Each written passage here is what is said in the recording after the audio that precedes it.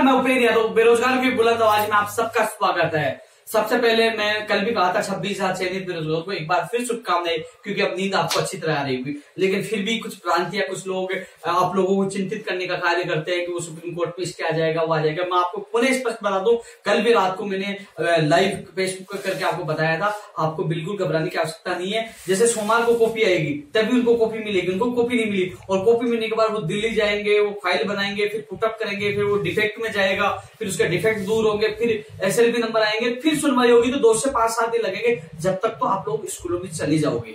और यही बात है, क्योंकि ये लोग ये अपनी जो बार बार भर्ती को हटाने की सोच रहे हैं ना, तो मैं भी मेरी जिद पे हूं कि सुप्रीम कोर्ट में बेस्ट से बेस्ट एडवोकेट उतार उनकी याचिका खारिज करवानी है। काफी लोग कह रहे हैं कि सुप्रीम कोर्ट के आप एडवोकेट की बात क्यों कर रहे हो?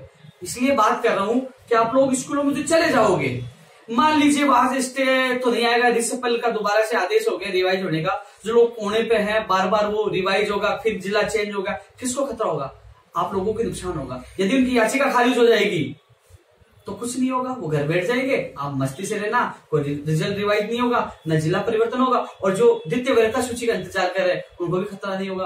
अन्यथा हमें सतर्क रखें, उनकी याचिका तो खारिज करवानी है, उनको सबक भी सिखाना है कि आप गलत करोगे तो आपके साथ भगवान गलत करेगा और हम आपका पीछा नहीं छोड़ने वाला। कम से कम उनको एक मैसेज हो रहा है कि आप लोग चाहते हो कि आपका भला हो, तो द्वितीय वरीयता सूची आ जाने दो, लेवल फर्स्ट के अभ्यर्थियों को ज्वाइनिंग हो जाने दो, उसके बाद आप चले जाओ, हम आपको मना नहीं करेंगे। लेकिन आप जाओगे तो दोस्तों, एकल पीठ में आपको पता है झटका दिया था, डिवीजन बेंच में दिया और सुप्रीम कोर्ट में झटका देंगे। इसलिए हम डरने वाले नहीं है, क्योंकि आप जब तक सुनवाई होगी ये लोग सब स्कूलों में होंगे। आज शिक्षा मंत्री से मैं खुद मिलके आया हूँ, शिक्षा मंत्री जी को मिठाई खिलाया हमने, तो शिक्षा मंत्री जी ने कहा कि कोर्ट की फैसले की कॉपी आते ही उसके तुरंत बाद आपकी नियुक्ति प्रक्रिया के आदेश जारी कर दिए जाएंगे।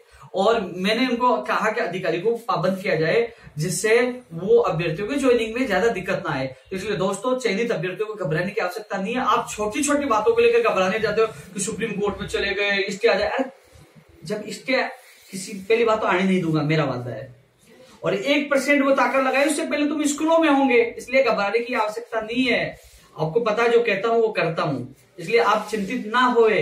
और इसके अलावा द्वितीय वरीयता सूची वाले मामले में मैंने आज शिक्षा मंत्री से बात की कि इनकी ज्वाइनिंग के तदुपरांत आपका रिसेपल परिणाम जारी हो जाएगा।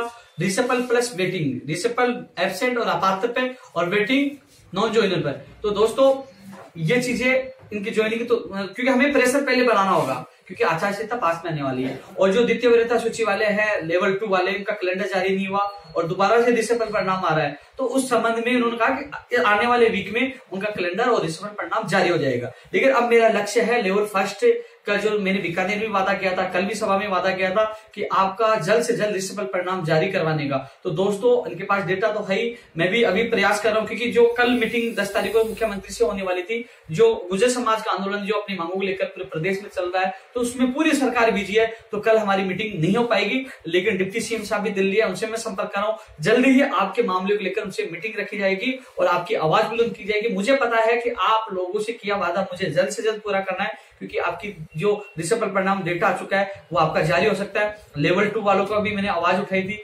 TSP वालों का हो ही गया है, इनके साथ सोमवार को आपके भी आदेश हो जाएंगे, TSP नॉन TSP दोनों को हो जाएंगे। TSP वाले कहते हैं कि आप हमें भूल जाते, नहीं भूला, आपके आदेश सबको खुशी एक साथ मिलेगी, आपका भी सोमवार के आदेश होंगे। इसलिए दोस्तों सोमवार को कॉपी आ जाएगी, 98 से ज्यादा पन्नों की कॉपी बताई जा रही है, ऑनलाइन भी आ जाएगी, वो जाएंगे वहां लगाएंगे, सुनवाई होगी। इससे पहले जब सुनवाई होगी 5-7 दिन लगेंगे कि वहां जाएंगे, फाइल तैयार करवाएंगे, डिफेक्ट में आएगी चेंज करवाएंगे, फिर उसके बाद सुनवाई होगी। इससे पहले तो आप स्कूलों में होंगे। दोस्तों जो होता है अच्छे के लिए होता है। मान लीजिए कल कॉपी आ जाती, कल शाम को आदेश होते, तो शनिवार आज भागदौड़ करते, कल छुट्टी देती, वो 2 दिन में फाइल कंप्लीट कर लेते। ऐसे में सोमवार को कॉपी आएगी, वो दिल्ली पूछेंगे, शाम होगी, उनकी मीटिंग होगी, फाइल कंप्लीट करवाएंगे और फिर लगवाएंगे। तो जब तक वो अपनी तैयारी कर पाएंगे, जब तक हमारे सब लोग स्कूलों में होंगे। इसलिए जो होता अच्छे के लिए होता है। इसलिए वर्किंग डे लगातार सोमवार से हमारा वर्किंग डे चलेगा, तो उस वर्किंग डे में सब लोगों की आसानी से नियुक्ति हो जाएगी। इसलिए आप लोग हमेशा ये सोचिए जो होता है अच्छे के लिए होता है, भगवान जो करेगा अच्छा करेगा। इसलिए आपको चिंतित होने की आवश्यकता नहीं। आप छोटी छोटी बातों के लिए टेंशन में आ जाते। कुछ लोग कह रहे हैं कि यार सभा किस लिए बुलाई थी आप लोगों ने, आप तो कह रहे थे उसी दिन आदेश कराएंगे। अरे बेवकूफ हो, जब हाई कोर्ट से आदेश की कॉपी नहीं आई, आदेश की कॉपी आ जाती है, सरकार आदेश नहीं करती, तब कहते हैं ना आदेश की कॉपी आती है। जब शिक्षा मंत्री जी कह रहे हैं, उप मुख्यमंत्री जी कह रहे हैं, मुख्यमंत्री जी कह रहे हैं कि कॉपी आती है, आपके आदेश हो जाएंगे, तो कॉपी तो आने दो। कॉपी का इंतजार हम भी करें। हमारे एडवोकेट को कह रखा है, स्पेशल एक व्यक्ति को लगा रखा है कि कॉपी जल्द से जल्द हमारे को मिलनी चाहिए। एजुकेशन सेक्रेटरी से कल मैं मिल के आया था, उन्होंने कहा कॉपी आते हैं हमारे पास आ जाना और हम आदेश जारी कर देंगे। तो मैं पूरी लगातार मेरी हर जगह नजर है। शेखर को दिल्ली मैंने रात को ही भेजा, वो दिल्ली गया, वहां साइन कर दिया अपने वकालतनामे पे, सोमवार को हमारा एफिडेविट लग जाएगा। कुछ लोग कह रहे हैं कि एफिडेविट पे स्टे आ जाता। अरे एफिडेविट का मतलब होता है कि ये लोग जा चुके और सुनवाई होने वाली, हमें पता तो लग जाएगा ना कि कब सुनवाई होगी, हमें सूचना तो मिल जाएगी, हमारे पास नोटिस आएगा और फिर हम बेस्ट एडवोकेट उतारेंगे। वो क्यों उतारेंगे? वो इसलिए उतारेंगे एडवोकेट कि आप लोगों की ज्वाइनिंग तो हो जाएगी, लेकिन कहीं द्वितीय वरीयता सूची में प्रॉब्लम ना आए, कहीं ये लोग वहां से रिसपल या रिवाइज परिणाम जारी, रिवाइज आदेश करवाने की कोशिश करेंगे। जैसे 2015 व्याख्याता भर्ती में हुआ, वो कोशिश करेंगे, लेकिन हम लोग शानदार एडवोकेट उतारकर उनकी याचिका खारिज करवा देंगे। अभी कई लोग और महाधिवक्ता बन के आ जाएंगे कि सुप्रीम कोर्ट की बात क्यों कर रहा है। सुप्रीम कोर्ट की बात इसलिए कर रहा हूं, एक तो द्वितीय वरीयता सूची नहीं अटके, जो हमारे साथ लगातार संघर्ष में थे, जो मेरे पीछे दिख रहे हैं सारे उस संघर्ष के साथी है। इसके अलावा यदि जो लोग बॉर्डर पे 1-2 नंबर से जो है, यदि रिवाइज होगा, कहीं वो बाहर हो गए तो फिर कोर्ट के चक्कर, फिर प्रदर्शन की हमें बाहर मत करो, हमें समायोजित करो, ऐसी नौबत आने नहीं देंगे ना। उससे पहले उनकी याचिका खारिज करवा देंगे। इसलिए सुप्रीम कोर्ट में बेस्ट से बेस्ट एडवोकेट हम उतार रहे हैं और सोमवार को कॉपी आती आपके आदेश हो जाएंगे। इसके अलावा लेवल प्रथम और सेकंड के अभ्यर्थियों को मैं भी सूचना दे दूं, जब भी आपको जयपुर बुलाए, क्योंकि अभी मैं फिर समय लूंगा डिप्टी सीएम से, जब भी आपको आवाज लगाई जयपुर आपको पहुंच रहा है, ज्यादा से ज्यादा संख्या में लोकतंत्र है, उनको धन्यवाद देंगे अपने इस काम के लिए। फिर अपने वो आदेश भी करवाना है, क्योंकि आचार संहिता पास में आने वाली है। और एक विशेष सूचना और है कि दोस्तों इस जीत में कई लोगों ने योगदान दिया था। योगदान पूरे प्रदेश के सभी जिलों के प्रतिनिधि बने हुए थे और उन प्रतिनिधियों ने सभी जिलों से जो चयनित अभ्यर्थियों से वकील के नाम पे पैसे उनके पास आए थे। काफी लोग प्रतिनिधि, जैसलमेर का प्रतिनिधि है, उसने वकील के नाम पे अभी तक उनके पास से नहीं दिया, चाहे जालों से सर्वनिश हुई है। और कई कोटा है, कई जिलों के प्रतिनिधियों ने अभी तक कोई सहयोग नहीं किया। तो उनसे निवेदन यही है कि आप सब लोग उनको कहें कि सुप्रीम कोर्ट में बेस्ट एडवोकेट करेंगे, तो वहां एडवोकेट के लिए वहां सहयोग करें, क्योंकि वो पैसे अभ्यर्थियों ने आपको दिए हैं। अभ्यर्थी कोई नहीं ले रहा, उनका तो उनका पैसा मिल गया, लेकिन कम से कम उस पैसे का सदुपयोग हो। हम बेस्ट इंडिया का बेस्ट से बेस्ट एडवोकेट उतारकर इनकी याचिका खारिज करवाएं कि भविष्य में किसी को दिक्कत नहीं आए। इसलिए दोस्तों इस वीडियो को ज्यादा से ज्यादा शेयर करना है। और इसी कड़ी में कुछ साथी और जुड़े, हाँ ओपी बिश्नोई भी है, जो द्वितीय वरीयता सूची के लिए लगातार आवाज उठा रहे हैं, वो भी कुछ कहना चाह रहे हैं। जो बंदे रिसफल वाले हैं वो भाई ध्यान से सुने, अपने है किनारे पे 5 मार्च को आचार संहिता, तो आप डेली कॉल मैसेज करके यही सवाल पूछते हो, सर जयपुर कब आना है, बीकानेर कब आना है, तो भाई साहब एक दिन बुलाएंगे आपको। और उस दिन ये सब संख्या तो कम से कम 5000 तो होनी चाहिए, उस दिन आपको भारी संख्या में आना है। और रही रिसिपल की बात, यदि अच्छी तरह से सब मिलकर साझा प्रयास करके रिसिपल ज्वाइनिंग ऑर्डर के साथ जारी हो सकता है। लेकिन हमारा एक और टारगेट है, रिसिपल जारी होने के बाद जैसे ही चयनितों की ज्वाइनिंग हो जाती है, तुरंत बाद वेटिंग निकालनी है। जो रिसिपल में खाली सीटें रहती है ना, उसकी एक और लिस्ट आ जाएगी, लेकिन कम से कम वेटिंग वाले भाई भी तो है। तो जब जयपुर बुलाया जाएगा तो रिसिपल वेटिंग अलग मत मांगना, वो विभाग ने किया है, अपन तो वेटिंग वाले हैं। जब लोग पूछते तो हम वेटिंग वाले हैं, तो वेटिंग वालों को खास, जो रामदेव जी चोटिया है आपके लिए, ठीक है। तो हमारा ऐसा नहीं कि रिसिपल आने के बाद चुप बैठ जाएंगे, भाई साहब रिसिपल जारी होगा तो वेटिंग आएगा।